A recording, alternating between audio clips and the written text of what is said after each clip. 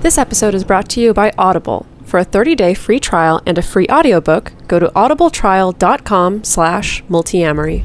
The "if you like it, then you should have put a ring on it" idea is, like, the implication behind all of that is, if you didn't claim me, if you didn't take ownership over me by getting engaged or getting married, that then you're liable to lose me because I don't have any commitment to you, right? I don't have any commitment to this relationship unless this external thing has happened that has nothing to do with our relationship necessarily, but we've given it this meaning.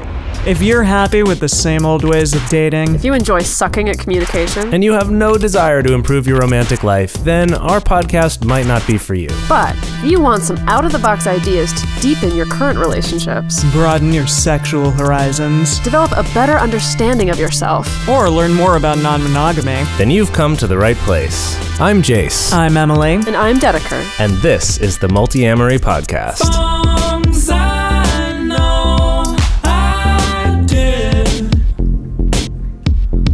forcing me to form myself to fit. On this episode of the Multiamory podcast, we're talking about conscious monogamy. As our listeners know, on this show we give advice that applies to people in all sorts of relationships, not just polyamorous ones or just relationship anarchist ones, but all sorts of relationships. That said, we usually tend to focus on a non-monogamous perspective, since that's something that's less well known in the world. But for this week, we're actually turning that around, and we're going to focus on monogamous relationships and how to build those consciously, and some conversations you can have to do that can actually help improve any sort of relationship in your life. Yeah, so there's this term that gets thrown around a lot, and I know I threw it around in my book a couple of times. The term is conscious monogamy. And when I was sitting down to do some research for this episode, it's funny because if you type conscious monogamy into Google, every result that comes back is from a polyamorous website. Like, there's very few sites that are more traditionally focused or that are marketed or aimed at people in more traditional relationships that are talking about conscious monogamy specifically, which I think is really interesting. I know Jase has mentioned that he's found the same thing with searching for the relationship escalator. Is that the same thing, that you won't find a lot of sites that are more monogamously focused? And do you think that's probably just because people tend to think that they already know what monogamy is and what it should be and what the ideals surrounding it are? And that's why, like, conscious monogamy isn't really an idea potentially in people's minds? Yeah, I think so, because I think that we've been socialized to think that monogamy is just this default thing that doesn't require consciousness around it, because everyone knows how it goes and everyone knows. Because it's the only option. Right. Well, yeah, that's usually what really, how we're operating, is that monogamy is the only option, and so how could you even question it or qualify it in any way? Right, that there doesn't need to be an emphasis on consciously choosing it because there isn't a choice. That's just how you do it. Yeah. That's just how it needs to be done. Yeah. But anyway, as we're far going to get as into that a little bit. So there isn't a set definition for what conscious monogamy actually means, and I think that it's easier to kind of chip away at it and examine it piece by piece. So the first question is, I guess, actually, what is being conscious? What is the conscious part of conscious monogamy? And I mean, I have my own background, like in meditation and Buddhishness, that affects what my definition of consciousness is. But I think there can be many different aspects to being conscious. Well, I think that a place to start here is that being conscious is the opposite of being unconscious, or something being subconscious, right? So if we're looking at this more from the way that the term is used in psychology, that consciousness means being aware of existing, being aware of yourself, I guess. So this can also be applied to consciousness in terms of the way you conduct your life. Means, I'm conscious of the fact that I have a loud voice. So I'm conscious of trying to keep my voice down when I'm in a library, right? It's kind of related to self-awareness a little bit in the way we use this. So I would say our first part of this definition of what being conscious means is being aware of both external and internal objects, and that could be metaphorical objects Right. like the loudness of my voice. Right. But yeah, Or it could be like a consciousness of particular triggers that I have within me. Yeah, Right. something Yeah, like that. that's a good Yeah. one. Yeah, that it's not something that controls me, but I'm aware of it. I'm conscious of it being right. a thing. Yeah. Or like I'm conscious that I have an insecurity around this thing instead of Right. being unconscious about it and lashing out with anger or trying to guilt other people who don't feel that same insecurity Interesting, if you're unaware of it. Yeah. Yeah. I think, again, coming back to my own background in meditation and in more Eastern philosophy around consciousness, it involves an aspect of being aware of the present moment, and avoiding obsession with the past or with the future.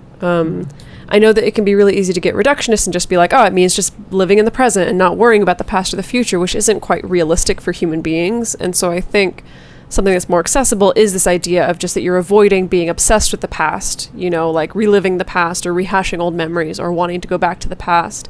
And you're also avoiding an obsession with the future, worrying about the future, worrying about what's going to happen, you know, getting really caught up in trying to make sure that your plans go through or make sure that your relationship turns out the way you want it to, things like that.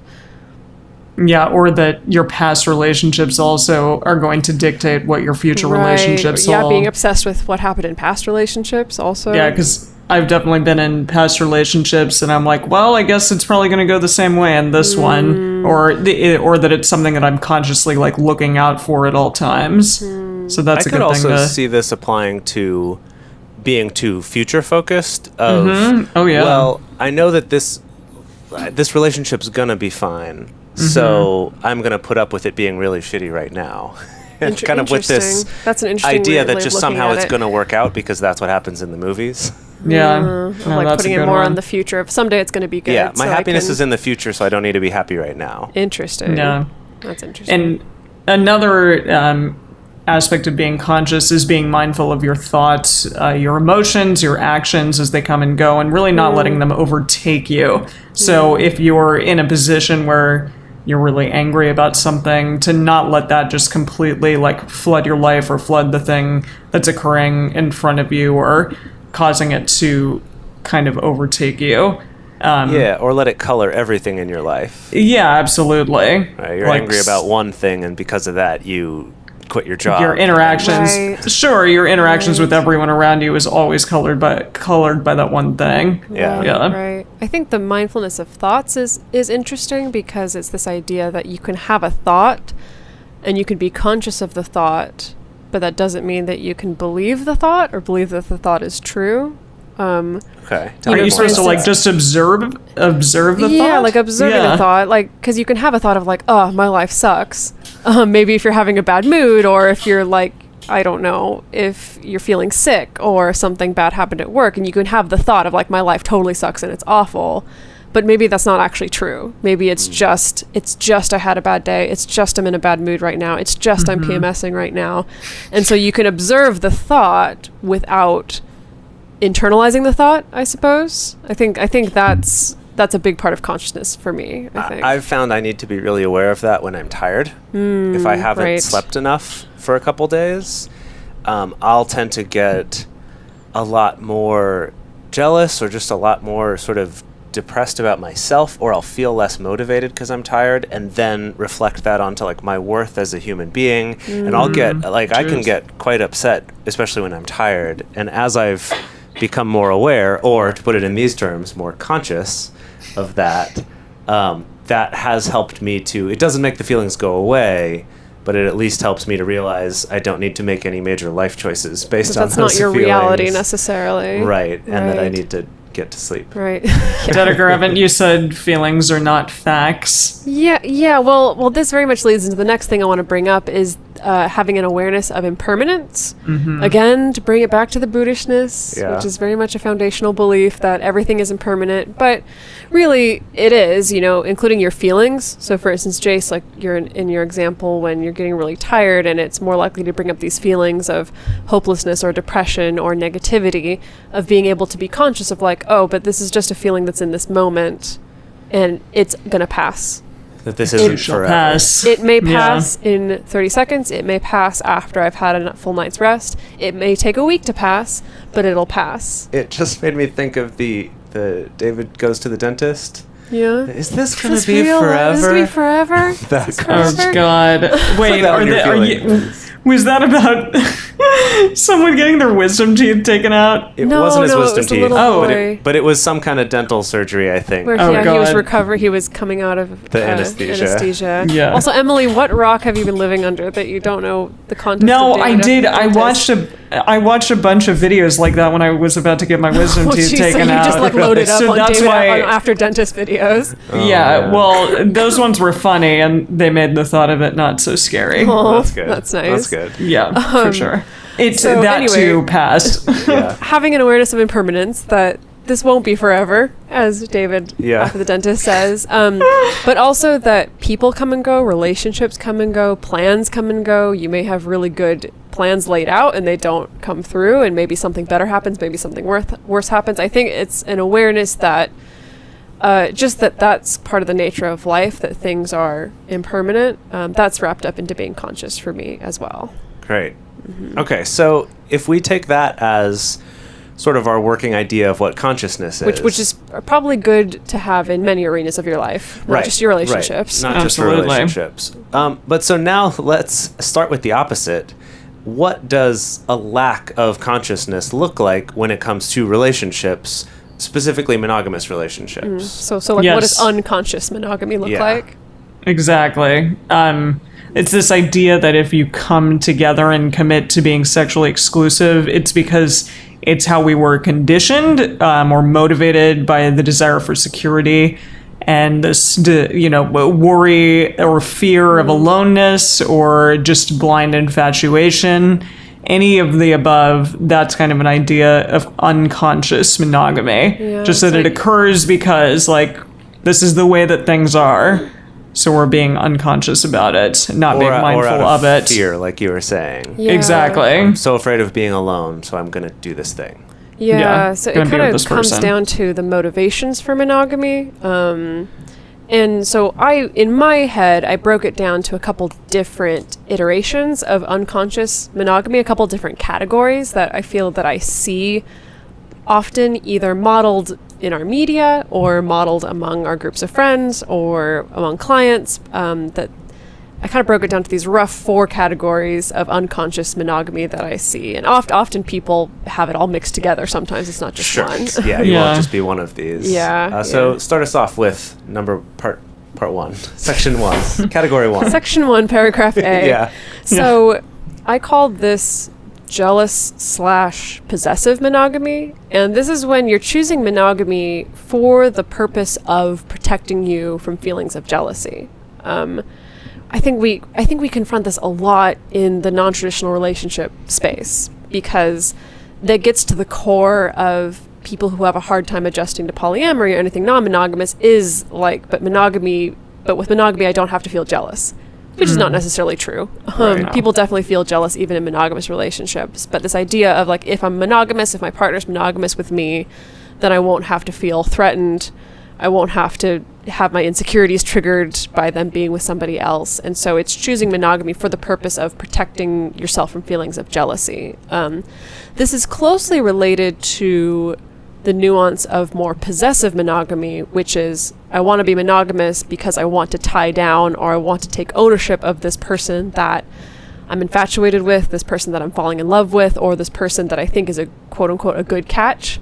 And Right. and as Queen Bee says, I need to put a ring on it. Well, I did want to bring that up actually. Uh-huh. The if you like it, then you should have put a ring on it idea is like the implication behind all of that is if you didn't claim me, if you didn't take ownership over me by getting engaged or getting married, that then you're liable to lose me because I don't have any commitment to you.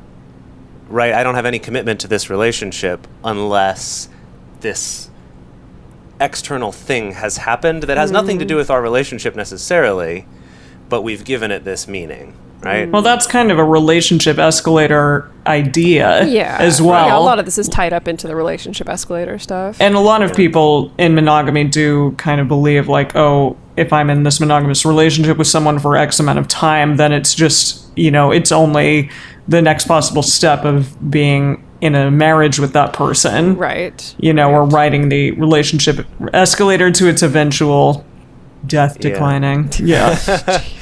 Well, and this actually kind of goes into the next category of unconscious monogamy, which we've called coercive monogamy. And that sounds really harsh. But basically what this is, and I'll tie it back in a second, is that coercive monogamy means you're monogamous because of pressure from somebody else. For example, if you're not monogamous with me, I will leave you. Or as a parent, I'll disown you if you're not monogamous with someone, or I'm not going to give you as much inheritance if you don't have a family, like if you're not getting married and having a family, withdrawing my support for you emotionally, all sorts of things like that. That this is tied to both that relationship escalator idea, where I can't tell you how many times I've heard from people in a relationship who will say things like, well, my partner and I have been together for X number of years, say 10 years, but he hasn't proposed to me yet, or but we're not moving toward getting married yet, and I'm thinking I should get out of this relationship, even though I'm happy in it and nothing's wrong. But it's this idea of this coercion. In this case, it's almost more societal. Yeah, exactly. But that could also end up being coercion from your partner. So they'll go to their partner and say, hey, you know what? I need this next step in my life, because they're thinking that the relationship escalator is what makes their relationships worthwhile, and saying, I'm going to leave unless we get married. Right? Not because I hate you, and not because I'm doing this maliciously. I'm doing it because I think that this is what I need to do to be socially acceptable, to be a worthwhile person, to achieve my goals in life. Right. I think I have to do this. And so they end up coercing their partner either into doing it or to breaking up the relationship because of these external factors. So it can kind of trickle down as well. And I think I feel like we could do a whole other episode on this, because coercion rides along the same line as maintaining one's boundaries. I think we've talked about this before, that there's a difference between like, if I want to get married someday, I know that's very important to me, and you realize my partner's told me she doesn't want to get married. Your boundary is, okay, then I need to leave this relationship in order to protect myself and protect what I value. I need to leave and find what it is that I actually want. That's the ideal. But often it manifests as coercion, as in, I'm going to use my boundary to threaten my partner or coerce my partner. I'm going to go to my partner and say, well, if you don't want to get married, then I'm going to leave. So if you want me to stick around, then you better marry me. Right. You better change your beliefs. Yes. Exactly. I mean, if you come into a relationship thinking that you can change a person regardless of what their boundary or their belief system is, then that should be thought of as coercion. Like, they came with this, preconceived notion of, hey, I'm not going to change my way for you. I don't want to get married. And then you go and say, like, no, I believe I can get this person to marry me. I'm different. Right. And the thing that's tricky about this is often you can get people to change, at least for a while. At least for a while. Yeah. Or it'll work, but that's not actually going to make you happier. Yeah. Right? That getting the goal of marriage or of monogamy or whatever isn't by itself going to make you happy. What's going to make you happy is just having a relationship that's happy. Absolutely. Yeah. And what's our next one? Now. So default monogamy, which we touched on before, but again, this idea that it's just the way that it's done. It's tradition. This is the only way that works. Like, anything else is not going to be a real relationship, or it doesn't mean as much. But just that people kind of view monogamy as the way that it's been done for thousands of years and the way that it should be done. And so that's what I have to do. This one feels like that.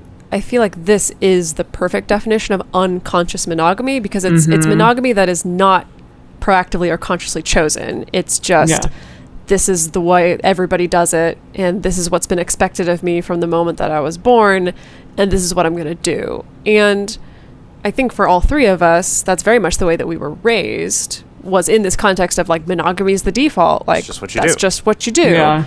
And Well, that, and you know, yeah, no, sorry, just that a lot of people come into polyamory or a non-traditional relationship and say like, I had no idea that this was even a Right. thing, because For sure. yeah, they literally have never heard of anything else before but default monogamy. And that was definitely me before. Sure.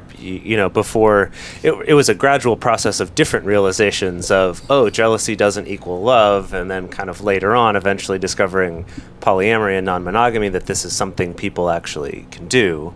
That for me it was that, but for other people it could be becoming aware of those things and still choosing monogamy, but learning how to consciously come at it as a choice, which is what we're getting to as we move toward the second half here. right.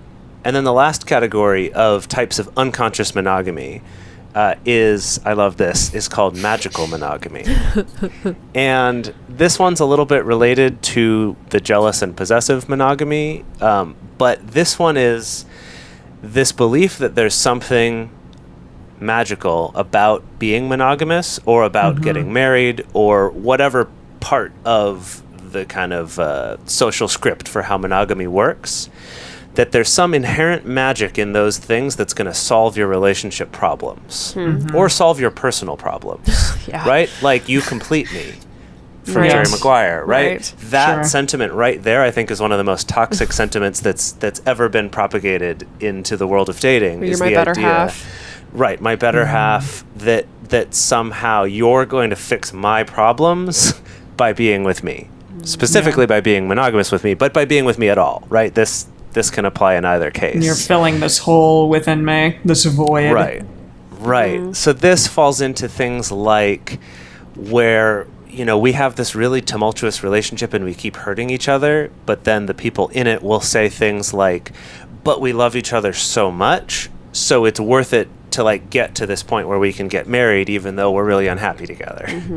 Or feeling like we want totally different things in life, like the examples before of maybe I want to get married and have kids and this other person doesn't ever want to get married, or I want to start a home with someone and they don't want to share a house with somebody. They like living on their own with their cats.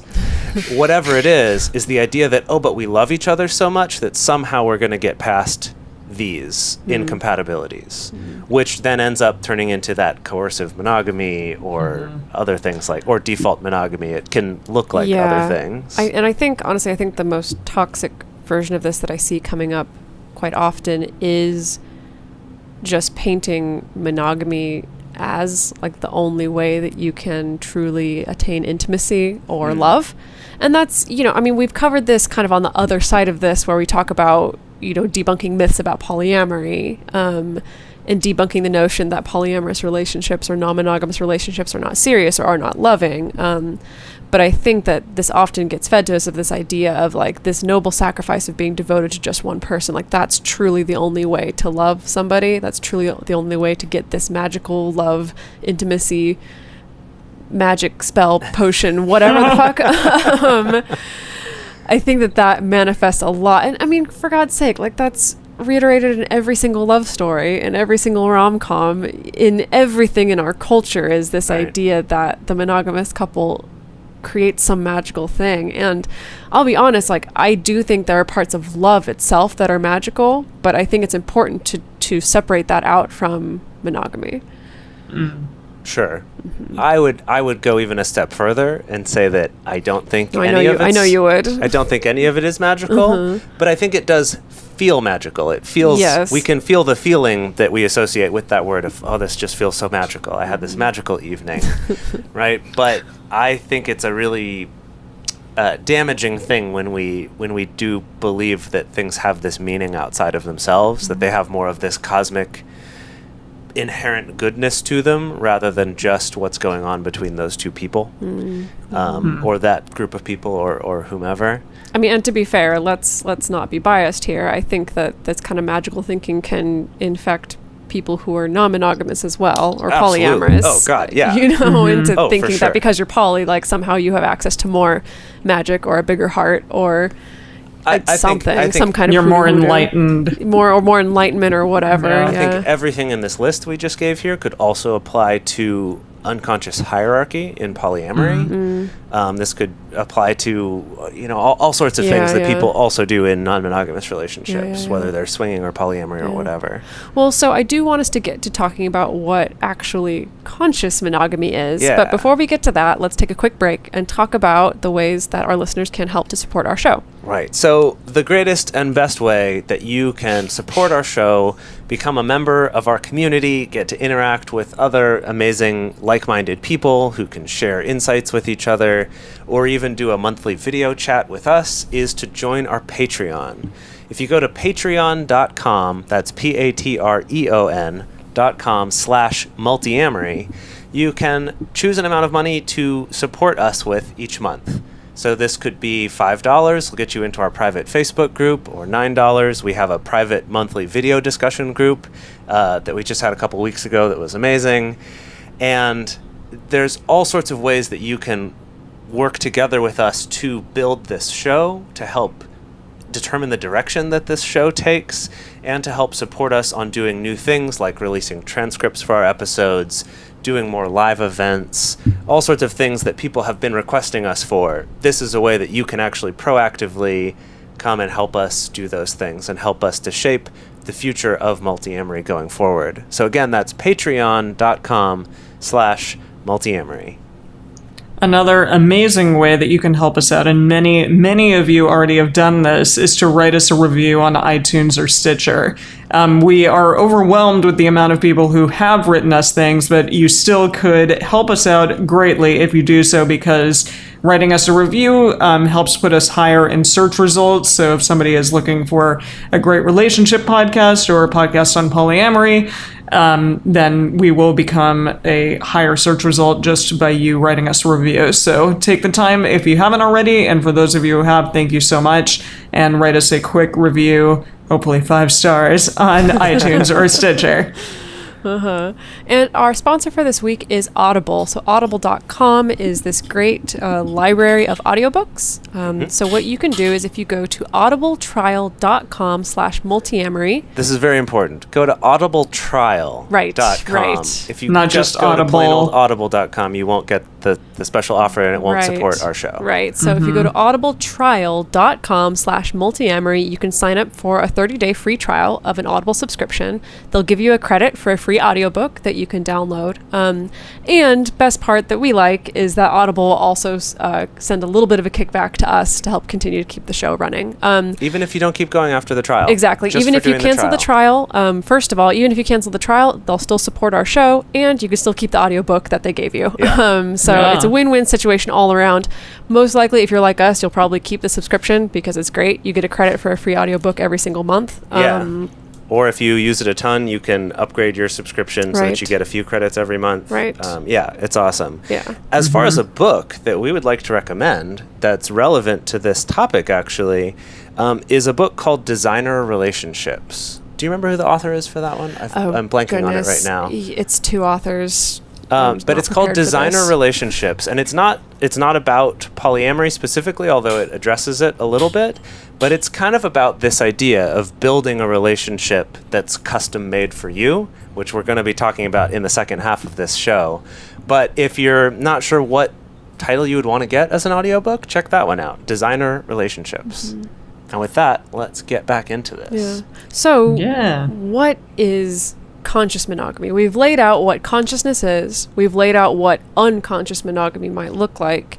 How do we synthesize that? What is conscious monogamy?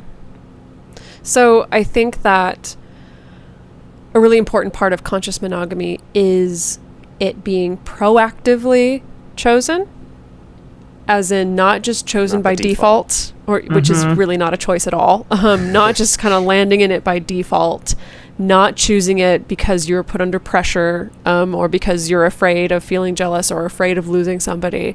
That it's proactively chosen by both sides, and that it's continually crafted by both parties, which we'll get into a little bit more later on. But as in that both of you proactively choose it, and you're committed to crafting the relationship to be what you want it to be. I think that's a very important part of conscious monogamy. And in addition, it is free to be scrutinized and questioned. It's something I think a lot of people do in monogamous relationships is they don't continue to kind of build upon the relationship necessarily or question like, hey, is this the best thing for us? Are we doing everything in our power to continue moving this forward? And so if you continue to question it and scrutinize it, like, what is serving us right now? Can we make a change for the better, for example? What parts of this monogamous relationship do we like? Which parts don't we like? I know we've talked about our monthly check-in meetings, such as Scrum, but this is great for this because you can go back, kind of review the month, see the things that you really want to talk about or really want to work on for the upcoming month, and then continue working from there. Because I think when Jase and I, for example, started talking about like what we wanted our relationship to look like, and that occurred sort of when we were thinking about polyamory for the first time. That was the first time we started really scrutinizing and thinking like, hey, is this the best thing for us? What kind of relationship do we want to have? And so many people don't get that opportunity. So it's really important to continue to do that in any relationship type. Yeah, definitely. And part of the reason for that is that conscious monogamy is customizable. That it's a relationship that's custom built for the two of you that are in the relationship. And my favorite analogy for this is that it's like a house. That on the one hand we have getting this prefabricated house, where you go to those subdivisions and every house looks identical. And I don't know if any of you have worked in like house maintenance at all, but I did a little bit when I was in college. What? And those Really? houses are also built like shit. Yeah. Like the walls, McMansion style. the sort of McMansion style, right? just kinda churned out. Everything's pressboard. Nothing's Right. quality. It rots really quickly. They don't hold up in weather. You'll have, flooded basements, all this stuff. They look nice at first, but there's no quality to it. And it's also, you just get the one size, right? You show With up the one layout. the one way, that's it. One size fits all. Yeah. And so that's taking the default of monogamy that might seem pretty at first, but it doesn't hold up because it wasn't actually custom built for you. So on the other hand is custom building the house where you have a podcast recording room in it, which would be awesome. That would be so cool. Right? Yes. Or, whatever it is that it's got, inset cabinetry or, right, I'm getting a little too far with my metaphor here. But what this looks like in relationships is things like if you take apart this idea that a relationship has to look a certain way or that's the only way it's done, but instead every single piece of your relationship is chosen by you because you're the ones doing it. So this could mean things like living together or not. There are monogamous people who have children who don't live together and love that, are very happy with it. Or maybe you do want to live together, right? Either way, but it's a choice you made instead of a default assumption. Maybe you want to live together but have your kids live somewhere else. I know some people who would like that. Right? Oh, man. And then another part of that, aside from living together or even marriage or kids at all, that those things don't have to come with this relationship. You don't need those things in order for your relationship to be meaningful. Yeah. So it's possible that those things you could customize as well. And so we wanted to actually go into a little list here of some specific categories that you can have a conversation about and customize as it relates to the actual monogamy part of the relationship. Right. Meaning, what does monogamy actually mean? And an important flip side to that is what is cheating then? What is the breach of monogamy? Right? Like, based on what that is it we're definition? actually agreeing to, instead of saying, oh yeah, we're monogamous, and then you might have some assumptions about what that means and I might have some assumptions about what that means. So we have 4 categories of this. So this is like a list of 4 within a list of 4. This is great. See, it's very Buddhist. It is very, Yeah, they do that. exactly. Collapsing lists. All right, so the first one is the one that most people think of right away, which is sexual monogamy. And this is my favorite question to ask monogamous people that I talk to if I'm talking about doing a podcast on polyamory.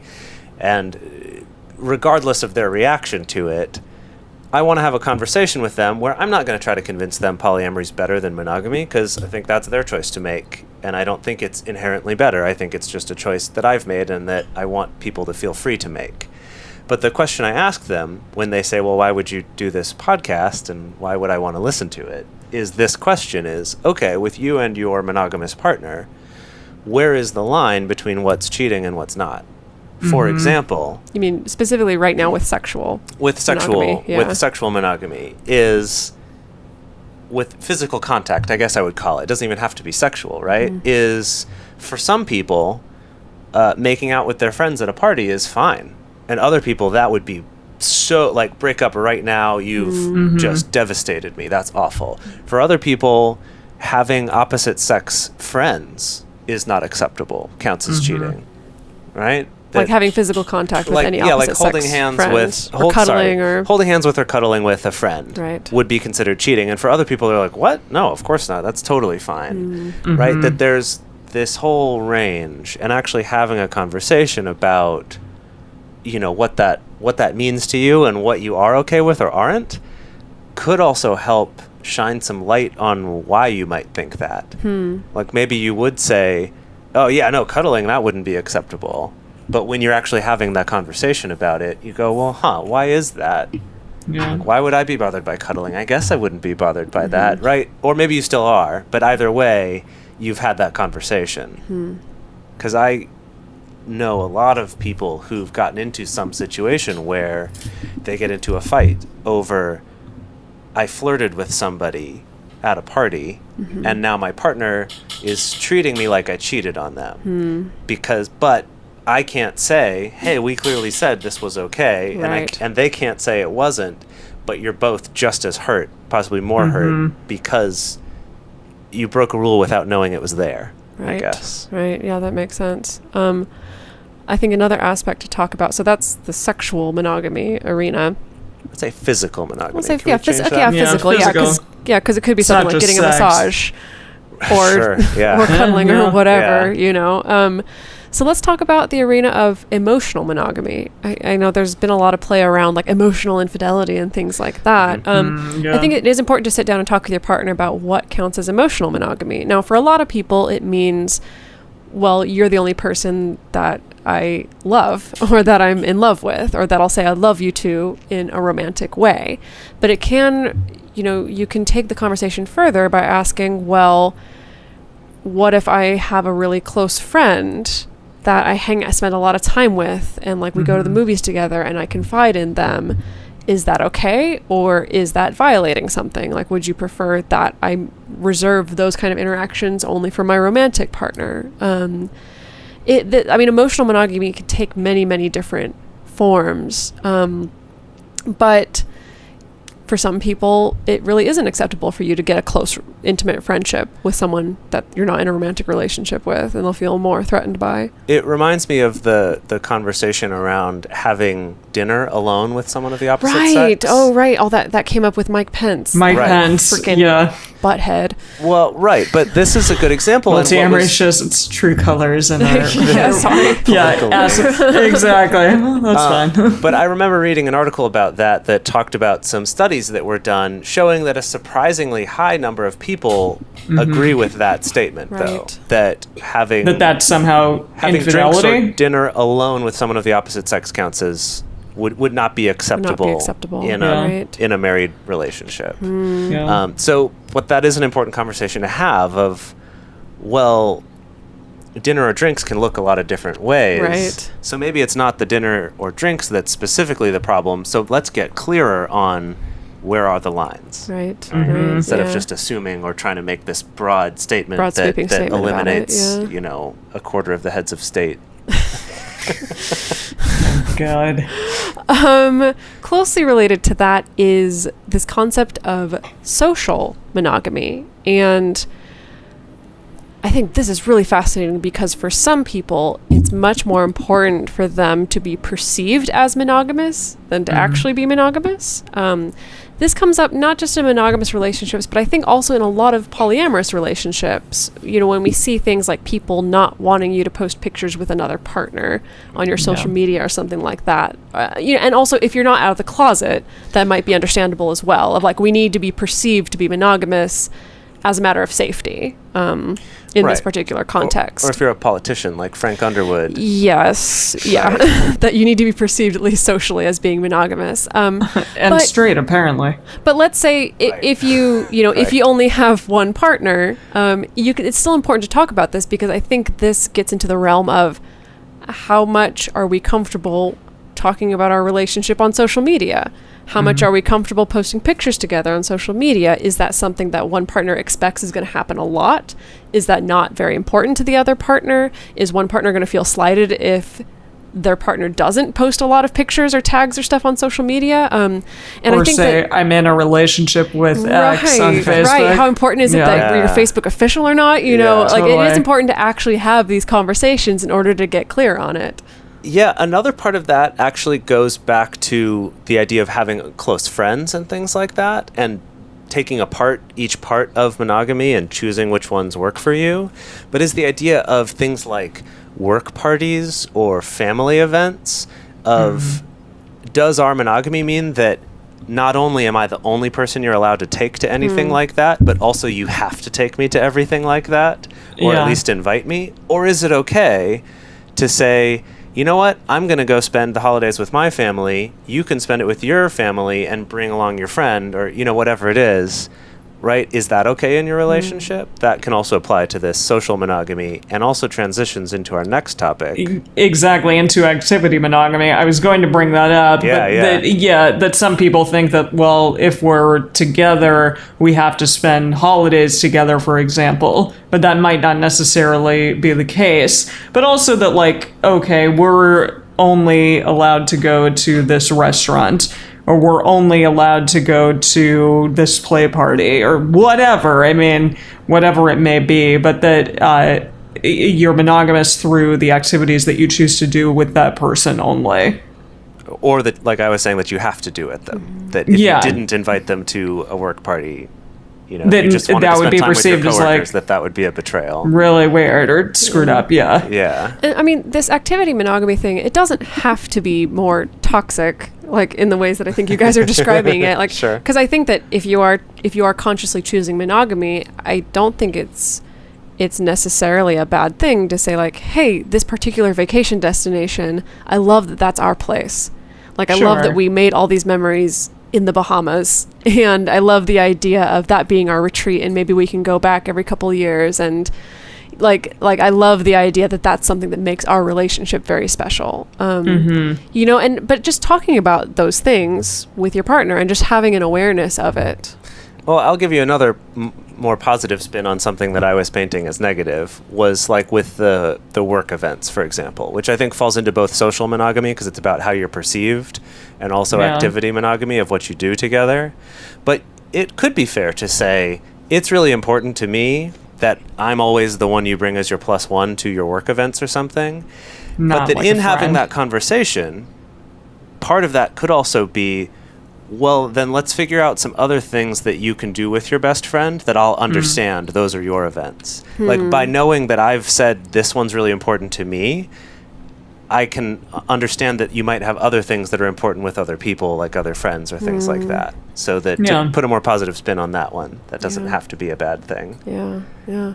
I mean, I feel like we could go on forever with figuring out what conscious monogamy is, but I just feel like those are the most important parts of it, that it's proactive, that it can be questioned and talked about, that it can be negotiated, and that that it can be teased apart, essentially, that it can be deconstructed, that you can it's custom built, that you can look at all these different aspects of it and handle each one individually, rather than hoping that you guys happen to just come as a package deal and then hoping that it just works out, you know. You just happen to have all the same assumptions right. about everything. Yeah. So I think that's and also by allowing it to be customizable, allows it to change over time, especially if you're imagining spending the rest of your life together. That's a long time. Right. And while it may not seem like right now you'd ever want to change these things, you might. And when you're able to separate out all of the components that make up your relationship, you get to a point where I want to change some of the activities I do, or I want to change the way I relate to my friends. You can do those without it feeling like, oh God, we've now dismantled the whole thing. I guess the idea being that if you suddenly hate the cabinets, that it's not like, well, I have to move out and leave you in this house because I hate the cabinets. Sorry, can't stand it. That we can be like, hey, let's figure out how to change the cabinets so that we're both happy with them, basically. Yeah, and ideally your relationship is going to be this dynamic, free-flowing, ever-changing thing. And with that, your ideas of what you want in your relationship and what your partner may want are going to be continually changing. So this way, instead of just keeping it static, keeping it one way forever, it can be moving with the two of you and hopefully growing with the two of you. Right. Yeah. Right. So why the heck are people on a mostly polyamorous podcast talking about monogamy at all? I think that it should be clear at this point that so much of this can apply even if you're in a non-monogamous relationship, that it really comes down just to having conscious relationships in general, because it's the same thing with non-monogamy is you can piece out all the different parts of that and have discussions about what is it that we like, what is it that we don't like, what is it that seems to fit the best, keeping multiple partners in mind. That it's bringing a sense of consciousness to your relationships in general that doesn't have to just apply to monogamy. And I think also for us, something that's very important is this idea of relationship choice. Coming back to talking about default monogamy being this possibly toxic thing, but if you're able to consciously and actively choose monogamy, that means that you have this freedom of choice. And that decision is much more powerful than if you just kind of ended up in monogamy just because. Absolutely. Exactly. And that rather than taking away the sort of mysterious magicalness of monogamy, it's going to add to the intimacy and the closeness and ultimately the happiness that you feel in your relationships because it's bespoke, custom built for you, and not just trying hard to make yourself fit some other model of how a relationship needs to work. Yeah, and I so appreciate how many monogamous people have told me that they listen to this podcast. And in our reviews, too. Yeah, and that they get a lot out of it. And so, yeah, clearly, hopefully we're doing something right that it can be applied to every type of relationship, the stuff that we talk about on this podcast. Well, I think that when you really get down to it, monogamy and polyamory really aren't that different when it actually comes to relationships. Yeah. It's really just taking a few of these little custom pieces we talked about and swapping them out. Right. That's really the difference. It's not like this. We're not an entirely whole other schools different of thought way necessarily. of, we live in hobbit holes and you guys live in skyscrapers. It's not that different. It's just the cabinets are different or the floor is different or different number of floors or whatever it is. You love your house. I really like the analogy right here. My God. Loving it. Yeah. All right. Well, thank you guys so much for listening. If you would like to have your question or comment played on the show, you can call a 678-MULTI-05. Just to reiterate, because we never have, that is the entire number. It is 678-MULTI-05. We don't say the 678 just as a catchy lead-in. If you're an international listener, you can also leave a voice message for us on our Facebook page. You can also email us at info@multiamory.com, or you can send us a message on Twitter, Facebook, or Instagram. To support our show and join our private Facebook community, go to patreon.com/multiamory. Multiamory is created and produced by Jase Lindgren, Emily Matlack, and me, Dedeker Winston. Our episodes are edited by Mauricio. Our social media wizard is Will McMillan. Our theme song is Forms I Know I Did by Josh and Anand from the Fractal Cave EP.